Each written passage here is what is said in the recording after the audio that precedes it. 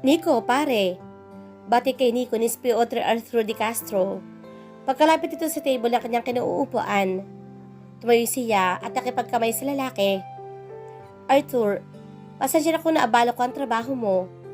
Nakipagkita siya rito ngayong hapon sa isang coffee shop, malapit sa police department, kung saan ito naka-duty. Ayos lang, naka-break naman ako. Ano bang importanteng bagay ang sasabihin mo? It's about Consel Guevara's murder case. Sagot niya. Kaninang umaga ay nakatanggap siya ng tawag mula sa tech support na hininga niya ng tulong para i-enhance ang quality ng video na ibinigay sa kanya ng tauhang si Manuel. Nagawa naman iyon at nakuha ang plate number ng itim na kotse na tinigilan ni Carlo Villegas matapos itong lumabas ng bahay ni Guevara nung gabi ng krimen. Pagkatapos makuha ang plate number, humingi ng tulong si Nico sa mga connection para mahanap kung sino o kung kanino nakaregister ang kotse. Ngayon nga nakipagkita siya kay Arthur para sabihin ang nalaman at mapabuksan mulit ang kaso for an investigation. Si Arthur ang humawak sa kaso noon. Kumunot ang noon nito. May lead ka bang nakuha? Tumango si Nico. Mayroon akong video footage na nanggaling sa isang dashcam malapit sa bahay ni Guevara. Ipanaliwanag niya kay Arthur kung ano ang mga nakita sa video. Itim na kotse. Napaisip ito. Ibig sabihin, may iba pang kasama si Carlos sa krimen. Posible. Posible rin na ang mastermind ng krimen ay ang nasa itim na kotse na iyon. Nalaman mo ba kung kanino ang kotse na iyon? I asked someone to enhance the video quality. Nakuha namin ang plate number ng kotse. With my connection, salaman ko kung kanino nakaregister iyon. May curiosity na sa mukha ni Arthur. Hinintay siya magpatuloy. Humugot po na ng malalim na hininga si Nico bago nagpatuloy. Si Senator Jerome Palma. Bumahid ang pagkagulat sa mukha ni Arthur. Sandali itong hindi nakapagsalita. Umiiling-iling. Nico, alam mong hindi madaling makakuha ng arrest warrant sa taong tulad niya. At ang kotse lang ang nakarehistro sa kanya na nakita sa video. Hindi natin alam kung siya nga ba ang gumagamit noon. I know. Tumango-tango siya. Maging siya ay nagulat na malaman kung kanino nakarehistro ang kotse. Pero hindi dahil senador ito ay hindi na pwedeng pagsuspetsahan. But it's enough lead to reopen the case. Kung wala siyang itinatago, papayag siya ma-question kung bakit nandoon ang sasakyan sa crime scene. Nico, he's a senator. Sabi pa ni Arthur. May mga kilala kong prosecutor na gusto yung hawakan ng pag-iimbestiga sa kanya. Sabi niya, na kunwaring hindi narinig ang sinabi ng lalaki. Siguradong kapag nadabit ang pangalan niya sa droga, magsisimula silang imbestigahan ang senador na iyon. Malalaman natin kung ano ang tinatago niya at kung saan ba talaga nanggagaling ang kanyang mga kayamanan. Napahawak na sa ulo si Arthur. Hindi mo ba ako narinig, Nico? Malaking tawa ang gusto mong banggain. Kapag nalaman ni Senator Palma na naghahalongkat tayo tungkol sa kanya, pwede tayong mapahamak. Kayang-kaya niya tayong tanggalan ng trabaho. Natatakot ka ba? May pamilya ako, Nico. Sagot ni Arthur, hindi makatingin sa kanya. Sandali niya itong pinakatitigan. Sige, kung ayaw mo, ayos lang. Sinabi ko lang naman sa'yo dahil ikaw ang humahawak sa kaso ni Guevara noon. I'll find another way. Hindi na nahinintay pa makasagot si Arthur at tumayo na. Narinig pa niya ang pagtawag sa kanya na lalaki, pero hindi na ito nilingon. Naintindihan naman niya si Arthur. Nangyari na sa kanyang mawala ng pamilya dahil sa malaking tawa ang kanyang kinalaban noon. Pagkapasok sa kotse, ay agad rin niya pinaandar iyon. Pabalik na muna siya sa restaurant dahil malapit na rin mag-out si Isabel. Saka na niya pag-iisipan kung kanino sunod ipapaalam ang mga hawak na impormasyon. Alam niya na naging delikado ng investigasyong iyon. Pero hindi pa naman niya dinidiin si Senator Palma na mastermind sa pagkamatay ni Consel Guevara. Kulang pa ang kanyang ebidensya. Magagamit lang niya ang video footage para masumon ito for interrogation. Walang traffic, kaya naging maayos ang biyahe. Napatingin si Nico sa left side mirror na makarinig ng pagbusina mula sa gilid. Kumulot ang kanyang noo na makita ang isang motorbike na sumabay sa kanyang kotse. Isang lalaki na kasuot ang itim na nakasakay doon. Itim din ang helmet. Hindi niya alam kung ano binubusinahan nito. Pabagalan na sana niya ang pagkapatakbo na makita. May binunot mula sa likuran ng pantalon ng lalaki. Nagulat siya pagkakita sa isang baril. Tinutok nito ang baril sa bintana ng kanyang kotse at sunod-sunod na nagpaputok. Mabilis ay pinaigot ni Nico ang manibela para mailiko ang kotse. Nabasag na ang salamin ng kanyang bintana. Dumiretso ang kotse sa sidewalk. It was already too late to brake. Bumangga na siya sa isang poste. The airbag opened and hit him hard on the face. Napangiwi siya dahil sa pananakit ng katawan. Umiikot din ang kanyang paningin. Hindi pa siya nakakabawi ng maramdaman ang isa pang malakas na pagbangga sa likuran ng kanyang kotse. Another car from behind must have lost control and bumped into his. Naramdaman ni Nico ang pagtulo ng likido mula sa kanyang ulo. Blood maybe. Kahit nananakit ang kanyang katawan, ay pinilit pa rin niyang abutin ang seatbelt para matanggal iyon. He tried to deflate the airbag so he could move better. Hindi niya alam kung gaano kalala ang natamong mga sugat, pero hindi na inalintana. Inabot niya ang handle ng pinto at pinilit binuksan. Then he crawled out of the car. Bago pa yun sumabog, kailangan niyang mabuhay. Nakita ni Nico ang paglapit ng ilang mga tao sa kanya at tinulungan siya mabuhat palayo sa kotse. Napangul pa siya na maramdaman ang pananakit ng kanyang kanang binti. Nakahiga na lang siya sa kalsada habang nagkakagulo ang mga tao sa paligid. Naririnig na rin niya ang sirena ng ambulansya. Nakatitig lamang siya sa kalangitan. Isabel, kailangan niya itong puntahan. Sigurado maghihintay ito sa kanya. Pero hindi niya may galaw ang katawan at tuluyan ang tinakasan ng kanyang kamalayan. Nginitian ni Isabel si Mandy na nagpaalam sa kanya na lumabas ang staff room ng Larson Restaurant. Sinulipan niya ang wristwatch. Pasado alas 7 na ng gabi. Mahigit 2 oras na siya naghihintay, pero hindi pa rin dumarating si Nico. Sandali na lang at maabutan na siya ng pagsasara ng restaurant. Chinek niya ang cellphone.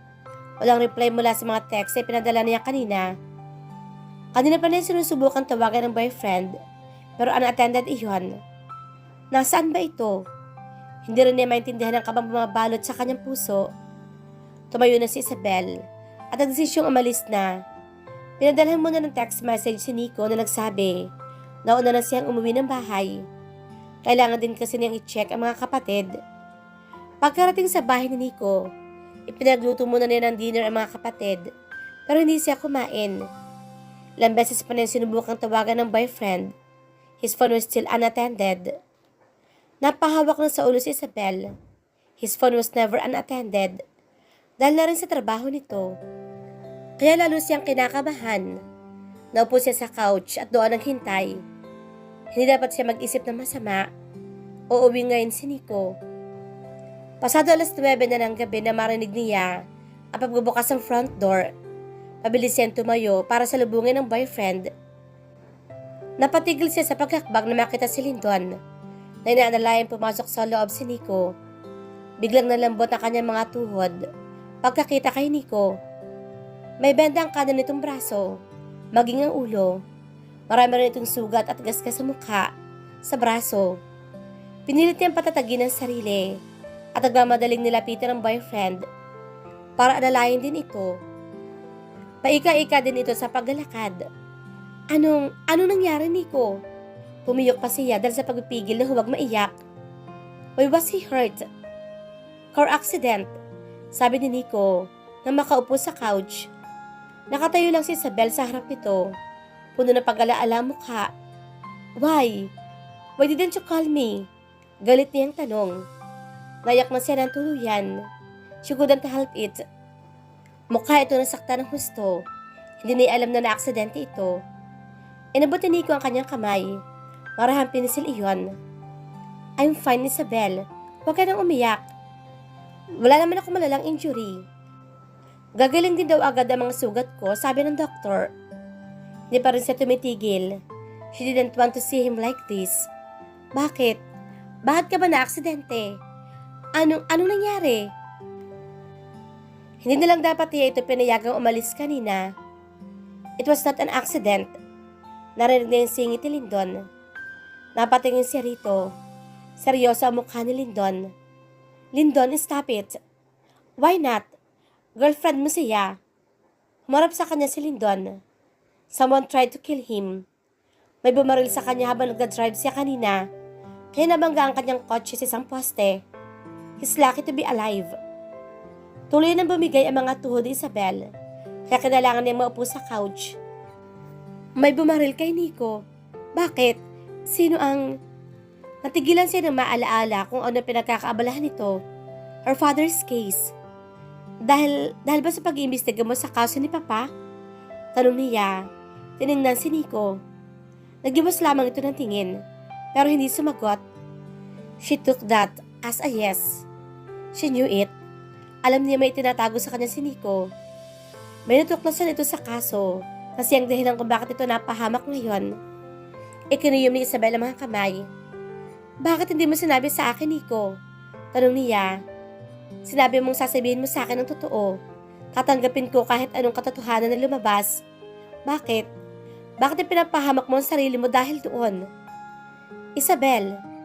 Tinangkas siyang abutin ni Nico. Pero umiwas siya. Ayoko madamay ka dito. Don't mind this, okay? Mag-uusap lang kami ni Lindon.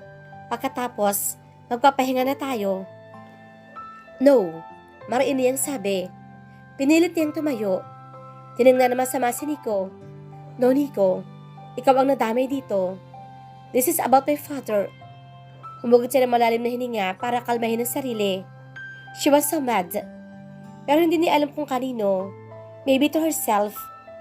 Kung hindi siya humingi ng tulong kay Nico, hindi ito mapahamak. He almost died. Dapat, hinayaan na lamang niya ang lahat. Dapat, hindi na siya nagpumilit pa. Tumalikod na si Isabel at hindi na hinintay pa na makapagsalita si Nico. Nagtatakbo siya patungo sa kanyang kwarto. Doon siya umiyak na umiyak. Dahil sa kanya, kaya nasaktan si Nico. Hindi na mapapatawad ang kanyang sarili kung may mas masama pang nangyari dito. You should talk to her. Narinig din Nico na sabi ni Lindon. Naupo ito sa katapat niyang couch. Tinignan niya ito na masama. Hindi mo na dapat sinabi sa kanya. Bakit hindi? This case involves her father. Siya ang dahilan kaya mo ito pinasok, hindi ba? Natahimik si Nico. Ikinuyom ang mga kamay. Hindi naman na gustong itago ang lahat kay Isabel. Pero ngayon lumalaki na ang kaso. Natatakot siyang madama ito sa gulo. Kailangan niyang malaman para pareho niyong maprotektahan ang isa't isa. Sabi pa ni Lindon. Ipinikit niya ang mga mata. Isinandal ang ulo sa headrest ng couch. Right. Isabel had the right to know. It still involved her father. At ayaw niya magalit sa kanya ang girlfriend. Katulad ngayon. Gustong-gusto ni Nico na habulin si Isabel. Pero nagpigil lang siya. Kailangan pa niya makausap si Lindon. Later, he would talk to her. Gagawin niya ang lahat para alisin ang galit nito. It was I hit on you, sabi pa ni Lindon sa seryosong tinig. Mula sa side ni Senator Palma, nagmulat siya ng mga mata. Kanina pa na iniisip ang tungkol doon. The man on the motorbike tried to kill him. Isa lang ang dahilan niyang alam. Ang nalaman niya tungkol sa involvement ni Senator Palma sa pagkamatay ng Konsehal Guevara. Paano niyang nalaman? Tanong ni Nico, maya-maya. Ni Senator Palma. Paano niya nalaman ang tungkol sa iniimbestigahan ko? Sino ba mga pinagsabihan mo? Maliban sa akin? Tanong ni Lindon. Ikaw lang ang nakakaalam sa investigasyon ko, sa mga impormasyong hawak ko. Sandaling huminto si Nico. At si Arthur kanina. Tinignan niya si Lindon. Seryoso lang ito. Mukhang pareho ang kanilang iniisip. Ikinuyom niya ang mga kamay. That hit happened right after he had a talk with Arthur. Ito rin ang pulis ang mahawak sa kaso ng pagkamatay ni Guevara. Ito ang nagmadaling maisara iyon. You shouldn't trust all the police officers. Umiiling ang sabi ni Linton. Tumayo na ito. I'll help you look into him. Pati sa koneksyon niya kay Senator Palma. Puno pa rin ang galit sa kalooban ni Nico. Hindi niya maisip na tatraido rin si Arthur. Oo, wala pa siyang ebidensya ngayon. Pero bakit sa naging pag-uusap nila kanina? Masyado nitong ipinipilit na huwag kalabanin si Senator Palma. Akala niya natatakot ito. Posible pala na dahil kasabatin ito ng senador sa mga krimeng ginagawa. Huwag ka na muna masyadong kumilos ngayon, sabi pa ni Lyndon. Mainit ang mga mata nila sa'yo, kaya sigurado, masusubaybayan nila ang kilos mo. If you don't want this to happen again, stay low for a while. Kailangan ko makipag-usap sa mga prosecutor para ibigay ang impormasyong hawak ko, sabi niya. Kapag nagtagal pa ito, baka mapagtakpan pa nila ang lahat. Bumuntong hininga si Lyndon. Magpagaling ka na rin muna pare. And deal with your woman. Aalis na ako. Tawagan mo lang ako kapag kailangan mo ng tulong. Tumango si Nico at nagpasalamat. Si Lyndon na naisipan niyang tawagan kanina sa ospital. Hindi kasi niya gusto pag-alalahanin pa si Isabel. Kaya mas gusto sana niyang hubag na ipaalam ang totoong nangyari. Pero wala na siya pagpipilian ngayon, kundi ang sabihin ang lahat dito. Pinilit niyang tumayo at naglakad patungo sa kwarto ng girlfriend. He would be honest with her now. He didn't want her to stay mad at him. Hindi na gustong iwasan siya nito. Mas masasaktan lang siya. Naiinis sa pinanasan ni Isabel ang mga luha sa pisngi na marinig ang pagkatok sa pinto ng kanyang kwarto. Bumukas iyon at pumasok si Nico. Kahit ayaw pa niyang kausapin ang boyfriend, ay tumayo siya para lapitan ito at alalayan sa paglalakad. Ayos lang ako, sabi ni Nico. Minor injuries lang ito. Iniiwas niya ang tingin, hindi ng salita. Kung hindi nito sasabihin ng katotohanan, hindi nito kakausapin ngayon. Isabel, sambitin Nico. Galit ka ba sa akin? Malakip-kip siya. Hindi pa rin sumagot. Kahit nasabihin pang minor injuries lang ang nata mo, nasaktan pa rin ito. At hindi nito sinasabi sa kanyang buong nangyari kung bakit nagkaganoon. Hindi man lang siya tinawagan nito nung nasa ospital. Humakbang palapit sa kanya si Nico. Napatingin siya sa mga mata ng lalaki. Nagulat sa kasarisohan nito. Napatras siya hanggang sa bumangga ang kanyang likod sa malapit na pader. He put one hand against the wall, pinning her. Walang sinabi si Nico. Nakatitig lang sa kanya. Iniiwas niya ang tingin.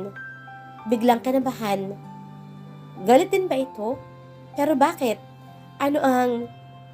Napatigil si Isabel sa pag-iisip ng bumaba ang mukha ni Nico palapit sa kanya. And then, he kissed her hand on the lips.